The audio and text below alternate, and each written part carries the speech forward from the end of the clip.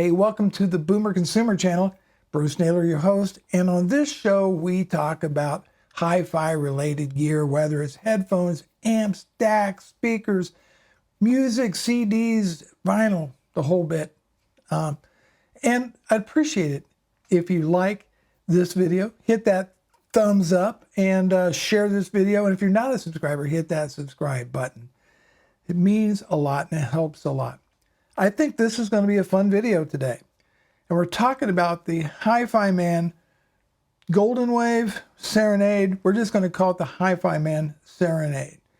And the question is, what is it? But first I want to give a thanks to HIFIMAN. You know, I really like their products. I use them.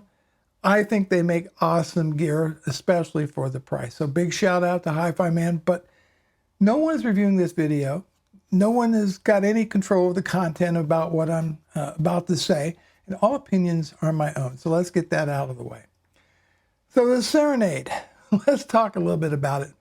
Is it me, or do you feel that there seems to be a new DAC introduced every day? A DAC, DAC. But there are some, I think, that really deserve the merit, and I should say has the merit for a deep dive discussion about them. And I think one of them is the Serenade. So what is it? Well, it is as the company calls it, a multifunctional desktop audio processor. Whew, what a mouthful. Look, it is an R2R DAC with a headphone amplifier. That's what it is. Is it a streamer? Well, that is a functionality. We're going to talk about that in just a minute. But let's get on to the specifications of the Serenade, all right? And I think the first thing that really requires us to talk about is the inclusion of the Himalaya Pro DAC in the Serenade. Now, it's my understanding that HIFIMAN either purchased Hi-Fi or Golden Wave or has some type of business relationship with them because this is now the HIFIMAN Serenade.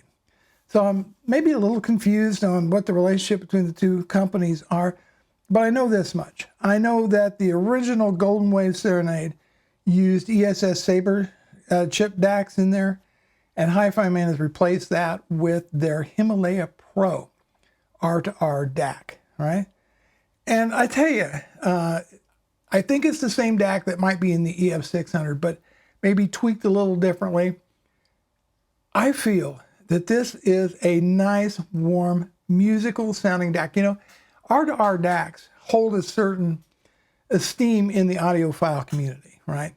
For their musicality, for the transparency, for the warmth that an R2R brings over, say, a Delta Sigma DAC. And I tend to agree. And I found that this DAC, whether I was using it with the headphone amp or I actually had it hooked up to my Marantz PM8006 integrated amp, as well as the Fosse Audio ZA3 Class D amplifier. So I've had this hooked up with multiple amps, headphones, and just it sounded so much better, this DAC, audibly better than even my reference, which is a topping D70 Pro Sabre Dac. There was just a warmth and musicality to it that, yeah, I can't get out of that topping DAC. Even though I love the DAC itself, it's a great DAC, and I will be doing a review of it. I just thought that the R2R, the Himalaya Pro, just was a better sounding DAC. Spec-wise, with USB connection, PCM audio can reach 32-bit, 384 kilohertz sample rate, and DSD up to 256, okay? The coaxial input on there and the optical are limited to 32-bit, 192 kilohertz. And I think the highest resolution is only available on the network connection, and that unlocks 32-bit, 768 kilohertz, and DSD 512. Now the headphone amp, it's a balanced output, through the balanced outputs, is 4 watts into 32 ohms, 760 milliwatts into 300 ohms. It ships with a 50-watt toroidal transformer, Class A amplifier for the headphone section. right? Or maybe that's, and also it may, or I'm not sure about this, but it may or may not power the streaming section. I wasn't really clear on that. We'll talk about that here in a minute as well.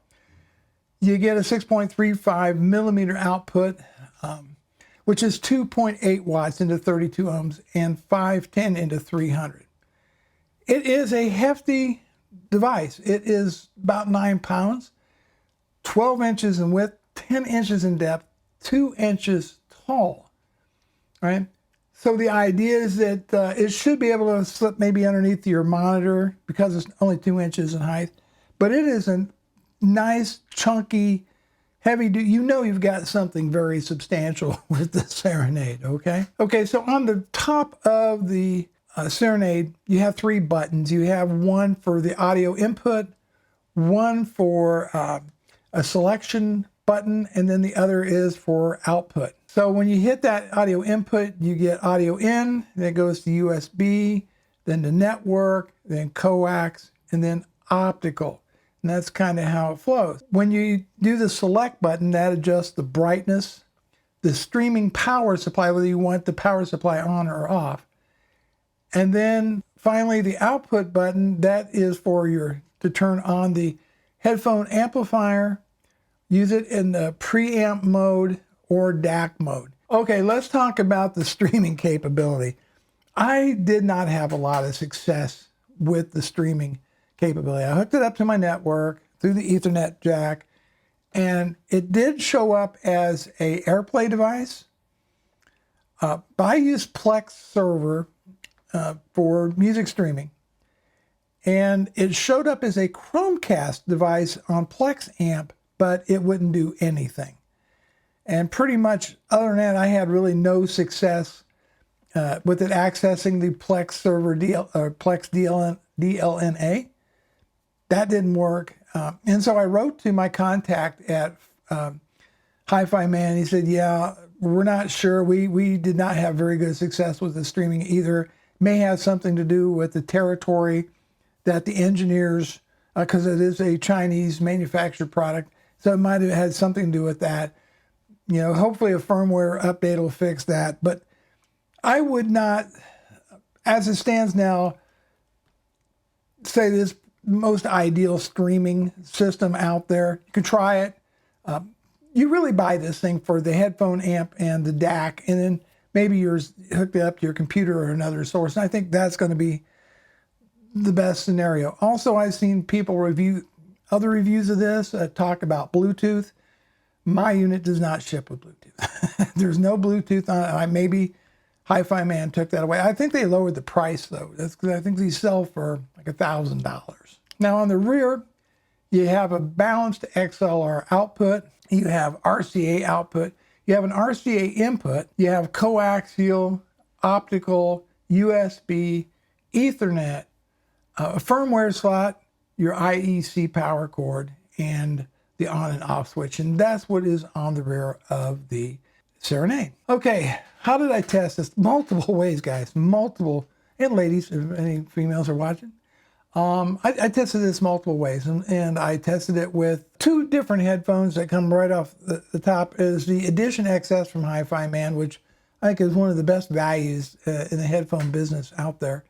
And also the HIFIMAN HE1000. They did not, this headphone amp and DAC combination does not disappoint. But I also paired this with the Fosse Audio ZA3 Class D amplifier with the Q150 speakers. Then for about 2 weeks I used it, because I've had this thing here for a while, but I also paired it with the Marantz PM8006 with the Wharfedale Linton speakers as well. And I would say the best sounding combination, in my opinion, was with the Wharfedale and the PM8006. I just thought there was a little bit more warmth to it, but those are some of the scenarios I tested. As far as music, it was streamed via Plex as well as Apple Music, and that's how I do it. And yeah, that's kind of how I test it. But let's talk a little bit just about the music that I selected. I'm always on the hunt for really, I don't know what you call it, modern jazz, but I like, I tend to focus more and more on great sounding jazz.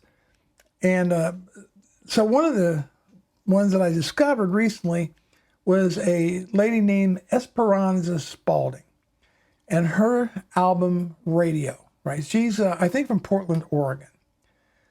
This is just a wonderful, warm presentation.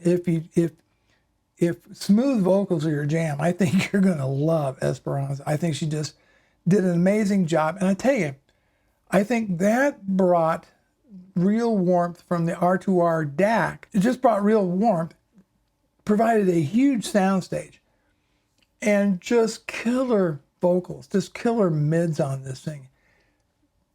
I would say, if anything, the Himalaya Pro is such a smooth, musical, non-fatiguing DAC. I cannot speak highly enough of it. I've got 3 different versions of the Himalaya DAC. The one of the Serenade is the best of the bunch so far. Now, to mix things up a little bit, Fleetwood Mac's Tusk, right, which I believe was their 12th album. You know what's kind of interesting, a little history on that. They spent, this was in 1979, I believe, when they made Tusk. They spent over $1,400,000 making Tusk, which to that date made it the most expensive album ever recorded. That's according to Wikipedia. If you know something different, please put in the comments down below. But I know that Lindsey Buckingham, they're hot off of Rumors, right? And she wanted something that sounded a lot different than Rumors. And I got to tell you, one of the tracks, Storms, is just so soulful, so well recorded, excellent mid-range. I have the CD, which has like 20 different tracks on it. Beautifully recorded, well mastered. And I don't think it got the love. It didn't get anywhere near the love of Rumors, right? Rumors sold over 10 million albums. I think actually Tusk was considered a commercial failure at the time. But if you're a Fleetwood Mac fan, it certainly is worth revisiting Tusk. Another album, this is another discovery I came across. Cassandra Wilson and her Blue Light Till Dawn. It's a 1993 recording. This one's kind of hard to explain what category it is. Maybe a little bit of experimental stuff. There's some blues, some folk, some R&B. It's a lot of stuff that she's experimenting with different instruments on it. But her voice is absolutely riveting on this album. So check that out, especially the track Tupelo Honey. Again, I think this is where the DAC really shines, is in the mid-range, where that's where most of your music lives anyhow. I'm not denigrating the bass because it does a phenomenal job, but paired up with the right amp and the right speakers, almost holographic. Almost holographic. Vocals were warm, the guitars lifelike. It's just one of the best examples of mid-range that you can get is in that track, Tupelo Honey. What are my final thoughts to sum all this up?